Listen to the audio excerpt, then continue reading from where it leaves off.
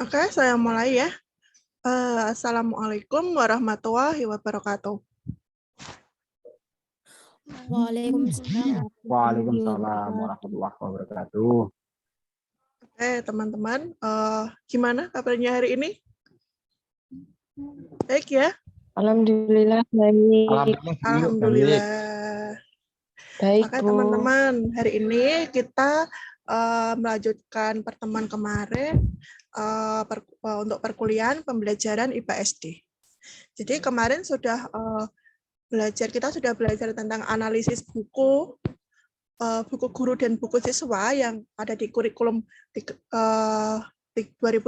Sekarang materi selanjutnya yaitu tentang bahan ajar. Oke, saya share screen dulu.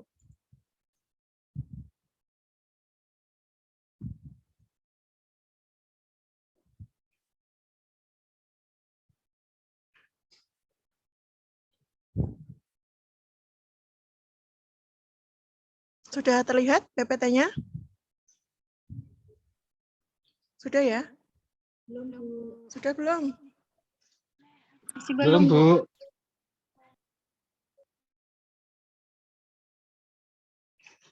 Jangan macet, Sis. Sebentar.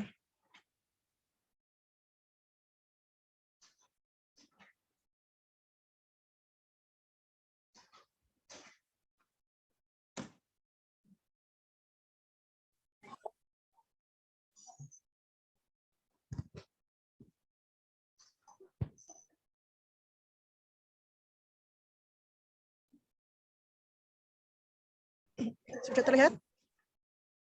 Sudah, Bu. Sudah ya? Sudah, Bu. Oke. Hari ini kita akan belajar tentang materi bahan ajar.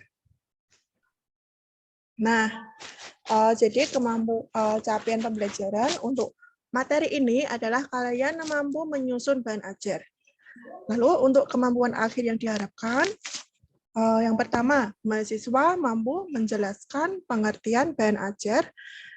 Yang kedua, mahasiswa mampu menyebutkan jenis-jenis bahan ajar, lalu mampu menjelaskan tentang pentingnya menyusun bahan ajar, mampu mengetahui mengenai apa yang harus diperhatikan dalam membuat bahan ajar, lalu mampu merancang pengembangan buku IPA di SD. Nah, sebelum memasuki lebih dalam ke materi, coba bahan ajar itu apa ya? Ada yang bisa menjelaskan mengenai bahan ajar itu apa? Ayo, teman-teman. Kumpulan materi untuk mengajar. Halo? Ada yang mau jawab? Bahan ajar itu apa?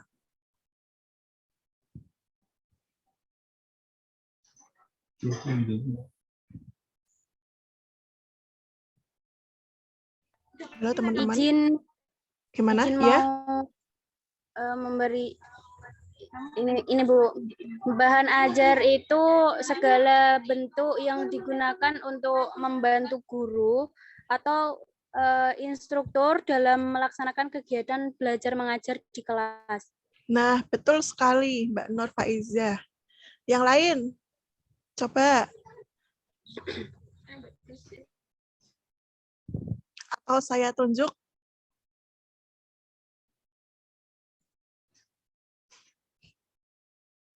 Ayo, daripada saya tunjuk, siapa yang mau? Bahan ajar itu apa? Hakikat bahan ajar.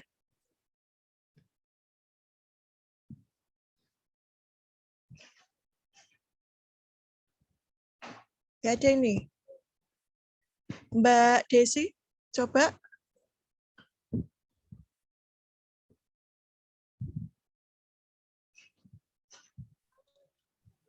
Bahan ajar merupakan segala bahan baik informasi alat maupun teks yang disusun secara sistematis yang menampilkan sosok utuh dari kompetensi yang akan dikuasai peserta didik. Oh, oke, betul sekali. Oke, sekarang kita lanjut.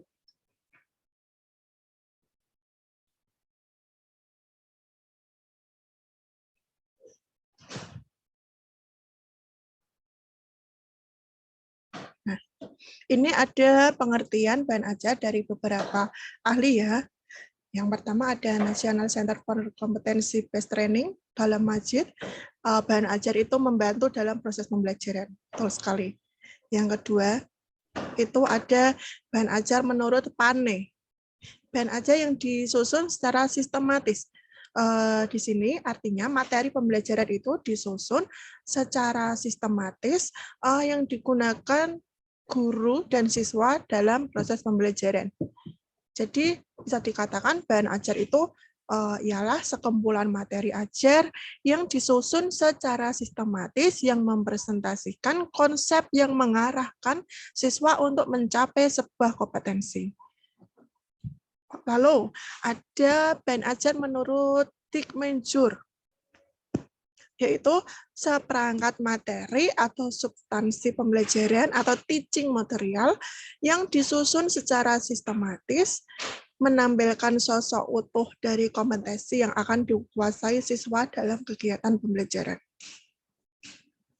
Lalu selanjutnya ada bahan ajar menurut Deep-Dickness, yaitu berupa pengetahuan, keterampilan, dan sikap. Di sini artinya segala bentuk bahan yang digunakan untuk membantu guru atau instruktur dalam melaksanakan kegiatan pembelajaran. Jadi di dalamnya itu memuat pengetahuan, keterampilan, dan sikap.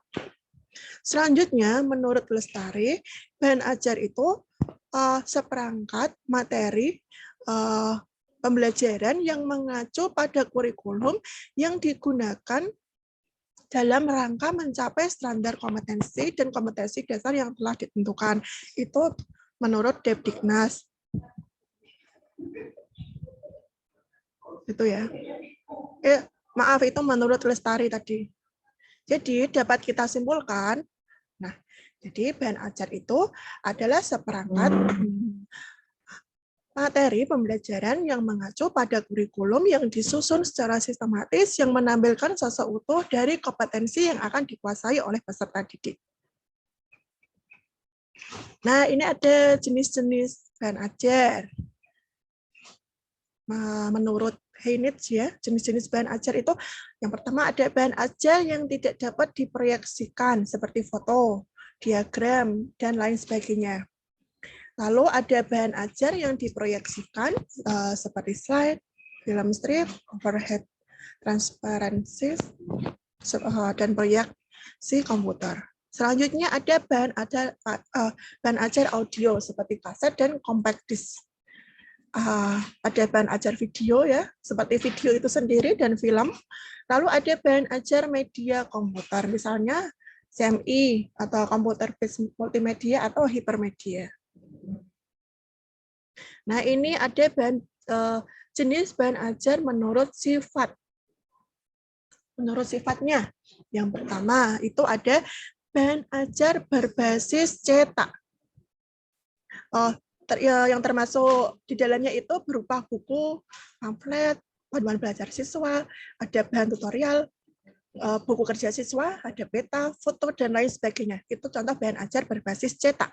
Lalu ada bahan ajar yang berbasis teknologi, seperti audio kaset, siaran radio, slide, seperti itu, dan lain sebagainya. Itu adalah jenis-jenis bahan ajar menurut sifatnya. Selanjutnya, bahan ajar yang digunakan untuk praktik atau proyek, seperti kit science, lembar observasi, lembar wawancara, dan lain-lain. Ada lagi bahan ajar yang dibutuhkan untuk keperluan interaksi manusia, terutama dalam pendidikan jarak jauh. Misalnya telepon, video conference. Lalu ada apa lagi misalnya? Bahan ajar yang dibutuhkan untuk pembelajaran jarak jauh, misalnya apa? Ini kita sedang menggunakan apa ini? Zoom. Zoom, betul sekali. Ada Zoom, ada Google Meet, itu juga bisa. Atau bahkan video call. WhatsApp itu juga bisa. Nah, sebelum ke materi selanjutnya, coba saya tanya, seberapa pentingkah seorang guru dalam menyusun bahan ajar? Ada yang bisa menjawab? Seberapa penting seorang guru dalam menyusun atau mengembangkan bahan ajar atau menggunakan bahan ajar? Ada yang bisa menjawab, teman-teman?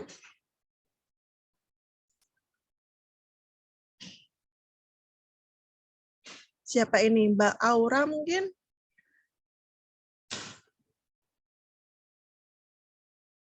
Atau siapa?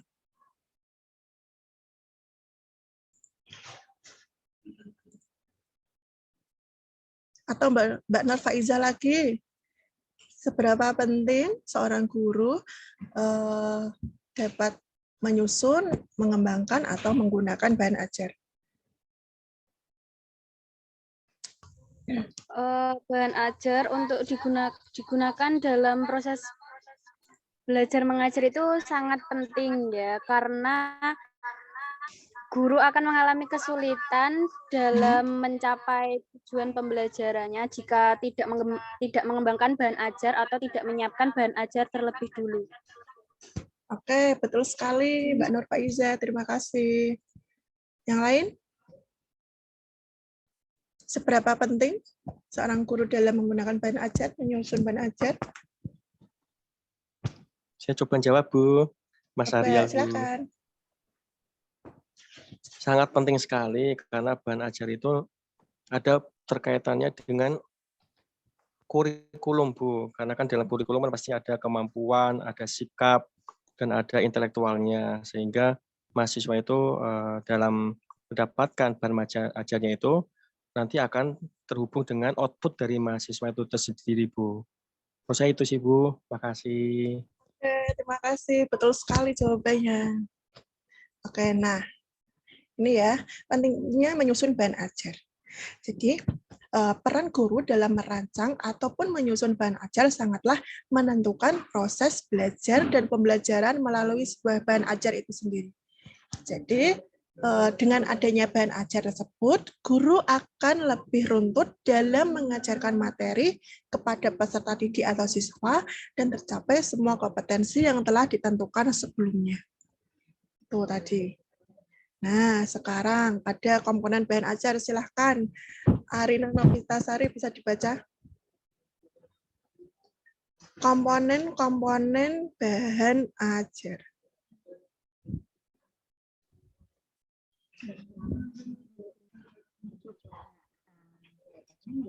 Belum kok, belum. Suaranya.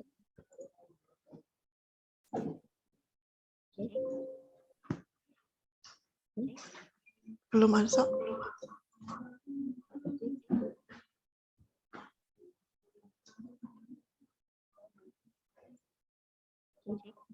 Belum masuk, Mbak. Coba Mbak Safira Anjani. Coba dibaca, Mbak, komponen bahan ajar.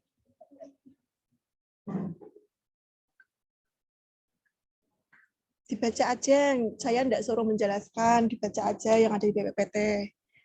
Ya, komponen bahan ajar yang pertama ada petunjuk belajar, yang kedua ada evaluasi, yang ketiga ada kompetensi yang harus dicapai, yang keempat ada petunjuk kerja, yang kelima ada latihan, dan yang keenam ada informasi pendukung. Oke. Itu tadi ya komponen bahan ajar. Yang pertama ada petunjuk belajar. Nah, petunjuk belajar itu meliputi petunjuk untuk guru dan siswa. Jadi di dalamnya dijelaskan sebagaimana guru harus mengajarkan materi kepada siswa dan bagaimana guru harus mempelajari materi dalam bahan tersebut. Itu petunjuk belajar. Lalu yang kedua ada kompetensi yang harus dicapai. Ini artinya bahan ajar harus menjelaskan dan mencantumkan standar kompetensi dan kompetensi dasar agar tujuan yang ingin dicapai siswa menjadi jelas. Selanjutnya ada informasi pendukung. Informasi pendukung adalah berbagai informasi pendukung yang dapat memudahkan siswa dalam memahami materi yang disajikan dalam bahan ajar tersebut. Selanjutnya ada latihan. Jadi latihan ini maksudnya adalah suatu bentuk tugas yang diberikan kepada siswa untuk melatih kemampuannya setelah mempelajari bahan ajar. Itu latihan. Selanjutnya ada petunjuk kerja.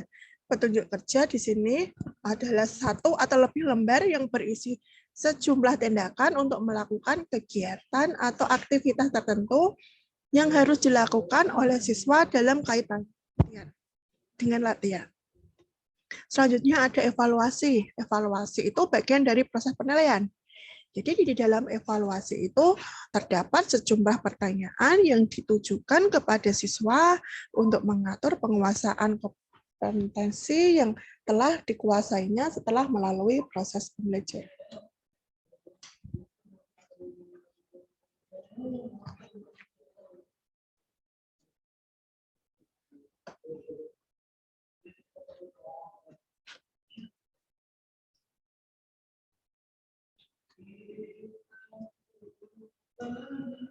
Selanjutnya adalah peran bahan ajar. Yang pertama itu ada peran bahan ajar bagi guru. Tadi ya, bisa menambah wawasan bagi guru, bahan ajar dalam proses pembelajaran, mempermudah guru, lalu sebagai media pembelajaran. Itu peran bahan ajar bagi guru. Kalau peran bahan ajar bagi siswa, yaitu bisa sebagai pegangan siswa, sumber informasi, sebagai media, sebagai motivator, dan mengukur keberhasilan dalam mencapai tujuan pembelajaran. Nah, bahan ajar itu ada dua ya, bahan ajar cetak dan bahan ajar non-cetak. Bahan ajar cetak misalnya apa? Ada yang bisa menjawab? Bahan ajar cetak misalnya? Contohnya apa? Ada yang bisa menjawab? Buku modul dan sejenisnya, buku paket atau yang lain. Ya, betul sekali. Ada modul, buku paket itu betul, ada lembar kerja siswa. Kalau bahan ajar non cetak,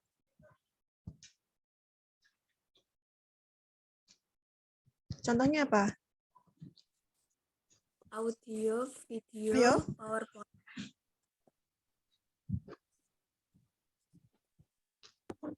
Audio, video, PowerPoint. Terus?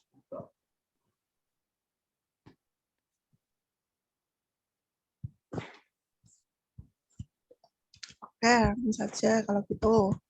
Nah, ini ada bahan ajar cetak. Nah, contohnya ada buku, pamflet, buku panduan belajar siswa yang sengaja dikembangkan untuk melengkapi buku baku atau buku utama. Lalu ada bahan belajar mandiri atau yang disebut dengan modul. Selanjutnya ada buku kerja guru yang dikembangkan untuk melengkapi program-program audio, video, komputer, dan lain-lain. Selanjutnya ada panduan praktikum. Itu juga termasuk bahan ajar cetak. Nah, bahan ajar non cetak ini misalnya ada audio, radio, video, TV, slide. Teman-teman masihkah ada yang mendengarkan radio sampai saat ini? Masih ada? Masih? Masih, Bu. Oke. Nah, radio itu juga bisa digunakan sebagai bahan ajar.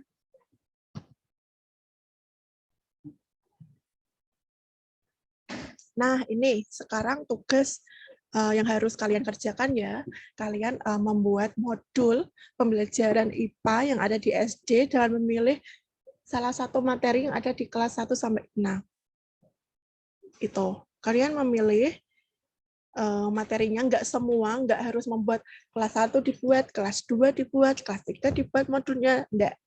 Jadi kalian bisa memilih salah satu. Membuat modul pembelajaran. Ada yang mau ditanyakan, teman-teman?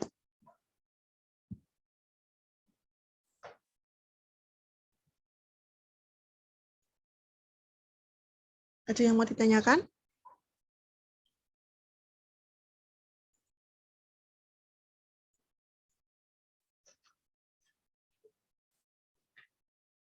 Sebelum kita akhiri perkuliahan hari ini? Ada yang tanyakan? Silakan.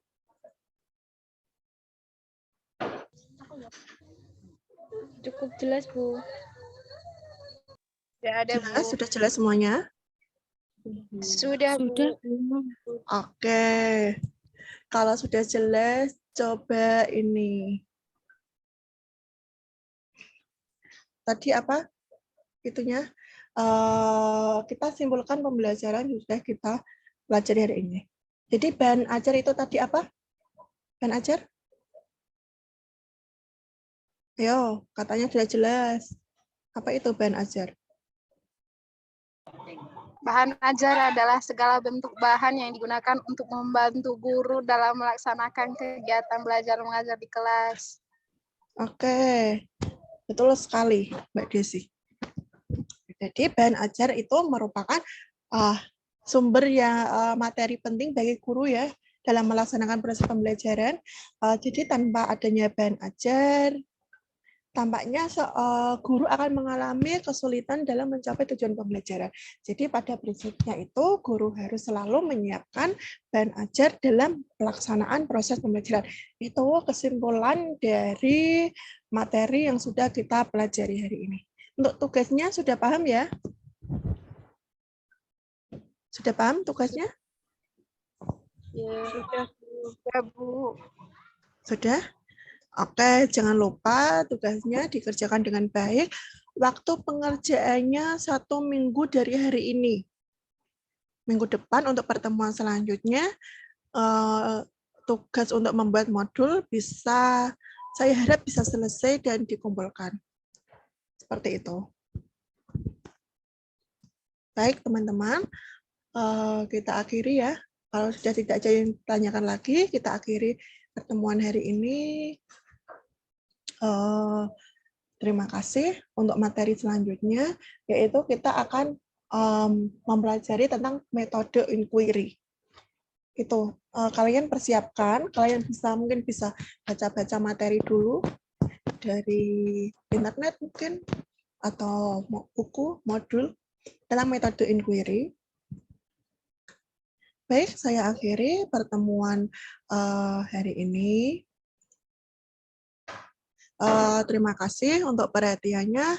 Wassalamualaikum warahmatullahi wabarakatuh. Waalaikumsalam.